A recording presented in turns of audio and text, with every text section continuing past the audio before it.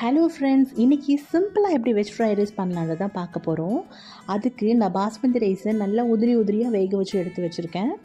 இப்போது இது பண்ணுறதுக்கு கடாயை சூடு பண்ணிவிட்டு தேவையான அளவு எண்ணெய் சேர்த்துக்கலாம். இது கூடவே ஒரு பெரிய சைஸ் வெங்காயத்தையும் சேர்த்துட்டு நல்லா வதக்கிக்கலாம்.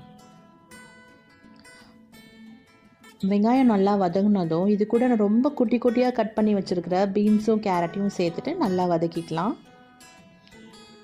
இதுக்கு தேவையான அளவு நம்ம உப்பும் சேர்த்துக்கலாம். காய் வேகிறதுக்கு அப்போ தான் சீக்கிரம் வெந்துடும். ஸோ இப்போ இதை ஒரு 5 மினிட்ஸ் நம்ம வேக வச்சா போதும்.